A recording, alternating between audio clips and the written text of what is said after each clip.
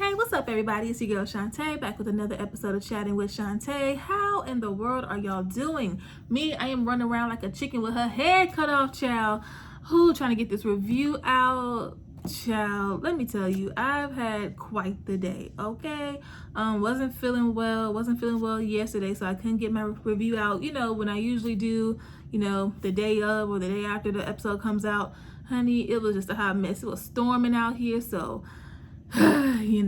But we're here, okay? We're here. I'm still gonna get this video out for y'all. I ain't got my proper setup, so my podcast listeners ain't gonna get this one just because, we got charged microphones. We don't really have the time. So if y'all, we're listening to the podcast and hoping to hear audio only, I'm so very sorry, but y'all gonna get this review nonetheless. All right, so as y'all can see, we're talking about The Chi season 4 episode 7, The Black Messiah. Y'all, this season we got 3 more episodes, y'all. I feel like it just started and yet we're here. Okay, we are here. So this episode, I ain't gonna lie to you, I had to keep watching it. I just felt, I guess when we took that week off break, it kind of threw me off, like that week off and stuff like that, trying to get everything back together. And then when it came out, I was excited, but then I wasn't paying attention. I was like, what is going on, child? So this review or recap might be all over the place as well, but bear with me, okay? Bear with me. You've been with me this long. Bear with me. We at the end, okay? We at the end.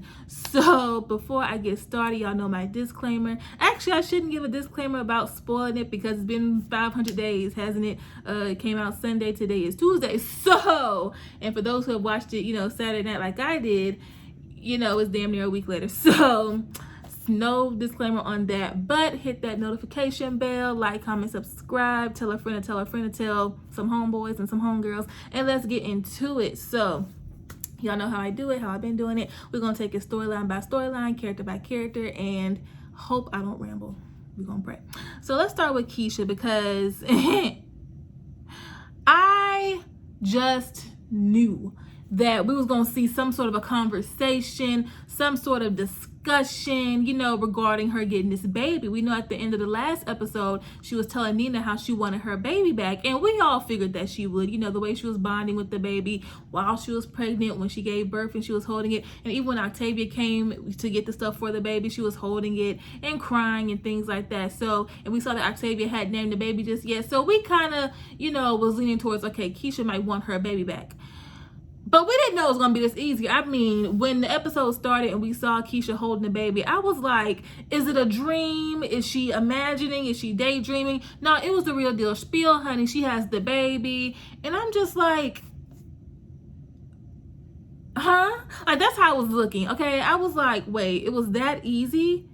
I had to add that in a discussion group on Facebook. I was like, it was that easy for Keisha to get the baby back? And, not in a logical sense as far as, the birth mother has a certain amount of days throughout the adoption to, if she wants to change her mind and things like that. I'm not talking about the legal part of it. I'm talking about as far as Octavia goes, because we know Octavia's been going through so much with her own miscarriages and then the adoption process. Her husband said they've gone through this quite a few times and it doesn't work out that well. So you would think a woman who went through so much to, get on Keisha's good side, lying about the status of her marriage and, going through all that and to get the baby, you would think she would, put up a little bit of a fight. But honey, Keisha just like, what? She understood what's good. So Nina comes in and she just wants to make sure Keisha is on the right track with this. She wants to know that she's in the proper headspace, because when Keisha told her that she wanted the baby back, we saw Nina was a little bit apprehensive. She was like, she ain't say nothing, but she was just looking like, what?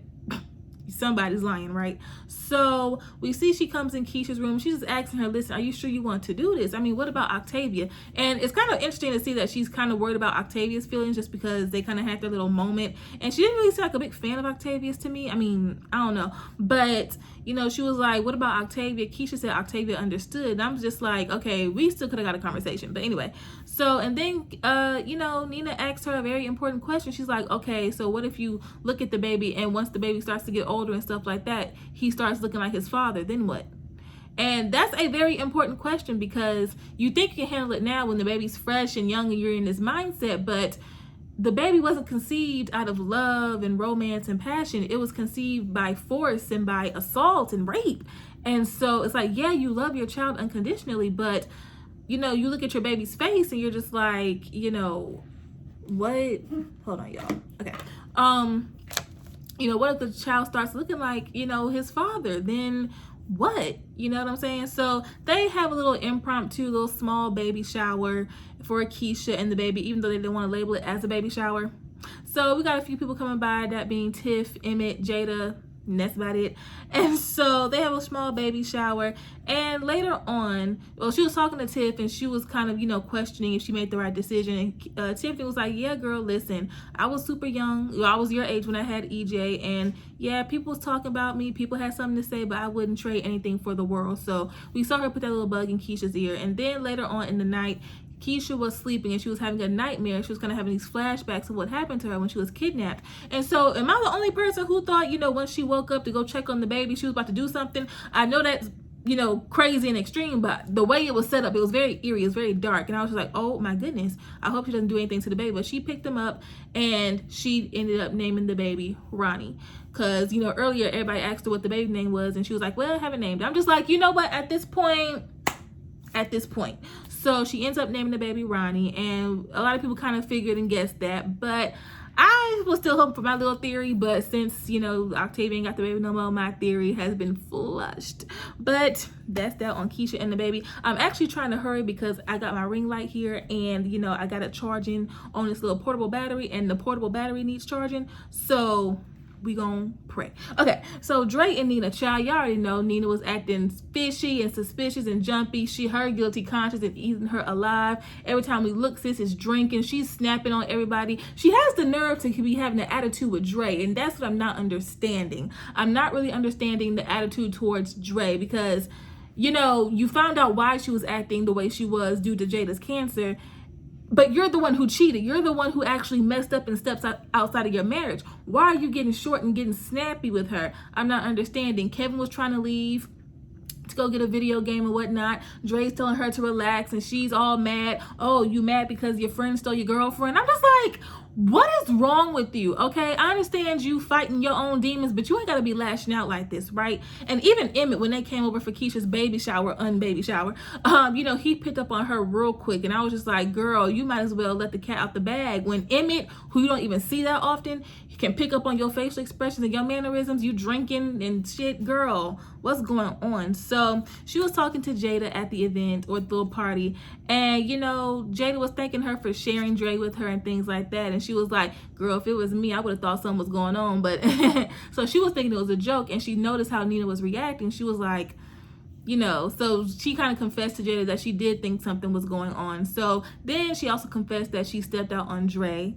and then that led to her talking to Dre, and she admitted that she cheated. And I just knew Dre was gonna punch her dead in her afro, but she didn't. She was just screaming into the atmosphere. So we gonna see. Listen, Dre has done so much for this family, and all they do is stress her out. Po Dre, okay, Po Dre. Remember last season when everybody thought Dre was the bad guy and had something to do with Keisha disappearing? Y'all remember that? Child. So Kevin, he is going to stand in line to get this video game or whatnot, and it's sold out. Poor thing. But he bumps into the young lady, you know, Jamal and his girlfriend's sister. Yeah. Oh, we on 5%. Lord, pray for us, please. But anyway. So he bumps into Lynnae, and she has to hook up at the store. So they go hang out on the west side or the east side, I don't know.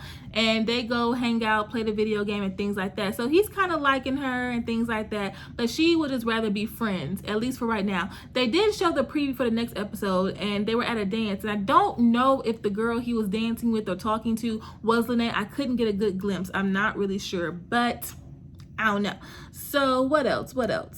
Oh, and then Jake is wanting to ask Gemma to this dance, and everyone around him is telling him to be more romantic and things like that. So Papa's giving him advice, you know, find out what her love language is, be romantic, and then Triggy and Monty are giving their parental advice and things like that. And it's sweet. However, why are we so comfortable with giving him advice on how to woo his best friend's now ex-girlfriend that he took?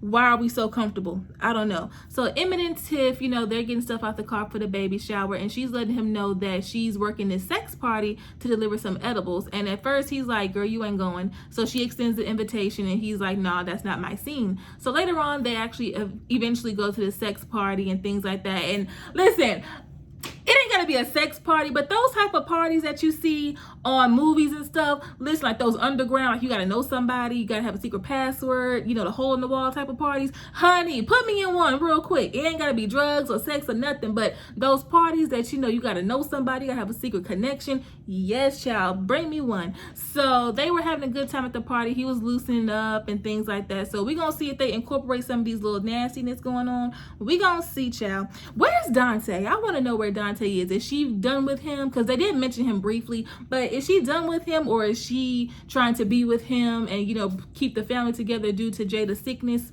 I don't really know. So, and then we saw a part where Jada was shaving off her hair, and it was so emotional, but oh, she looked good, honey. Y'all, we on 1%. We gonna zoom past this last storyline. I'm so sorry. So Trig and Imani, they get knucking them out the trap house. They save the girls. The girls don't really want to go nowhere because, well, they don't want to leave the trap house because they don't really have anywhere to go. So they were like, well, how about we just make this trap house, you know, Trinity House, you know? How about we glam it up, make it feminine, make it girly, make it a safe haven for these girls to stay in rather than going to a shelter or go on the street.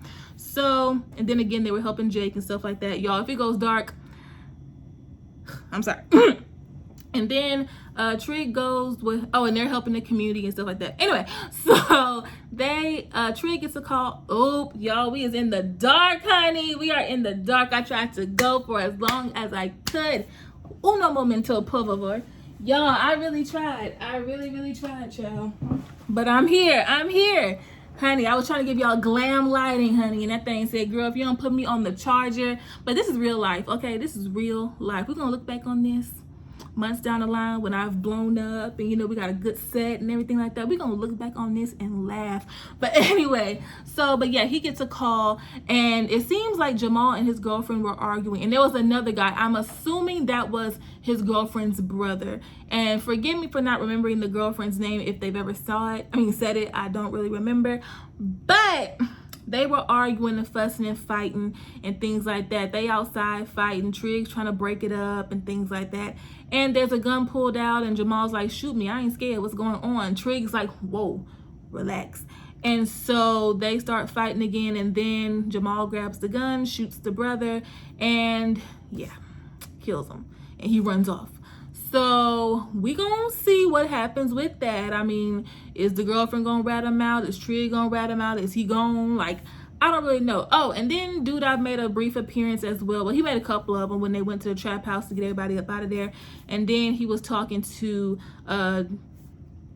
Trig about what was going on and stuff like that. And Trig's kind of discouraged because, you know, there are still some people who would rather feel like they should, you know, call the police rather than call them and stuff like that. So, you know, Dude, I was trying to reassure him with his little cane and whatnot. Listen, I don't know, but for some reason with this episode, it looked like, I don't know how to word it. It just seemed real father-son between Duda and Trig. Not the way what they were talking about and the advice he was giving him, but it looked like Trig was taking care of his father.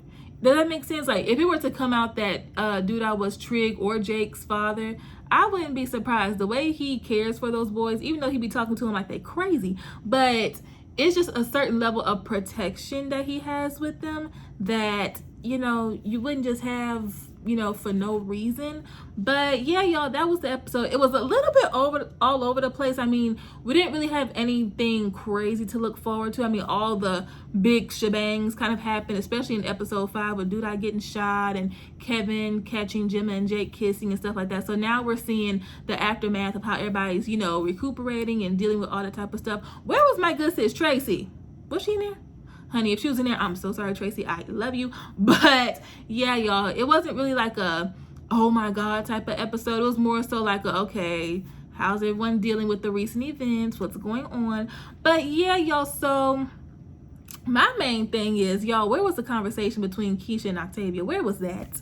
Okay, Octavia or Auntie Tab still has 2 more episodes of this season. We have 3 episodes left in total. So we're going to see. I mean, I mean, legally, I understand how Keisha, she was still within her time frame or her window of, you know, wanting to get her baby back if she so choose to. But what? I mean, it was that easy, y'all. I mean, I don't know if we're going to get like a flashback to like a conversation they had, but I just knew that we was going to see them talking, and her put up a fight to get this baby. I just knew, but they said, nah, girl, Octavia was stressed and didn't want the baby. I don't know. We're going to have to see. But y'all, it was a pretty solid episode. Again, no wow factors to look forward to. But we're going to see what happens next week. Next week looks pretty interesting. So yeah, sorry I had to zoom by this, and I'm sorry this last little piece was in the dark. But again, life happens. It's real life, okay? But I love y'all so very much. Pray your girl starts feeling better, and I will catch y'all on the next video. I love y'all. Bye.